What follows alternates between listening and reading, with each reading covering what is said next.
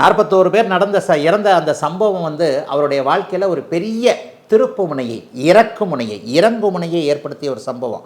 உண்மையிலேயே லக்னாதிபதி உச்சமாக இருக்கக்கூடிய நாட்களில் உங்கள் வாழ்க்கையில் மனமகிழ்ச்சி சம்பந்தப்பட்ட ஒரு பெரிய அமைப்புகள் நடக்கும்.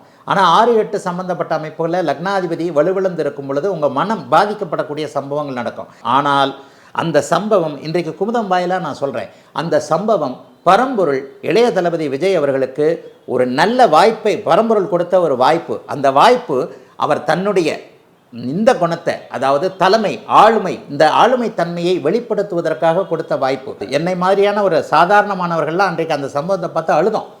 அதுவும் குழந்தைகள் இறந்தது, பெண்கள் இறந்ததுலாம் ஒரு பெரிய மனக்கலக்கத்தை வர வைக்கக்கூடிய ஒரு அமைப்பு. இதையெல்லாம் மறைந்து போய் அவர் அன்றைக்கு அவர்களுக்கு உதவியாக இருந்திருந்தால் இத்தனை மீடியாவும் அவர் பின்னாடியே நீங்கள் கேமரா தூக்கிட்டு போயிட்டு விஜய் அங்கே உட்காந்துருக்கிறார், இங்கே உட்காந்துருக்கிறார், அங்கே பார்க்கிறார், அந்த குழந்தையை பார்த்து கண்கலங்குகிறார், இந்த சகோதரியை பார்த்து கண்கலங்குகிறார், இவருக்கு ஆறுதல் சொல்லுகிறார், இவருக்கு தேர்தல் சொல்லுகிறார்ன்ட்டு ஒட்டுமொத்த தமிழ்நாடும் அவருடைய பக்கம், மீடியாக்கள் உள்ளிட்ட எல்லாருமே, ஒட்டுமொத்த தமிழர்களும் அவர் பின்னாடி திரும்பி இருப்பாங்க. அப்படிப்பட்ட ஒரு நல்ல வாய்ப்பை லக்னாதிபதி கிரகம் விருச்சிகத்தில் நீச்சனாகி இருந்த காரணத்தினால் அந்த நல்ல வாய்ப்பு அவரை விட்டு நழுவி போயிடுச்சு.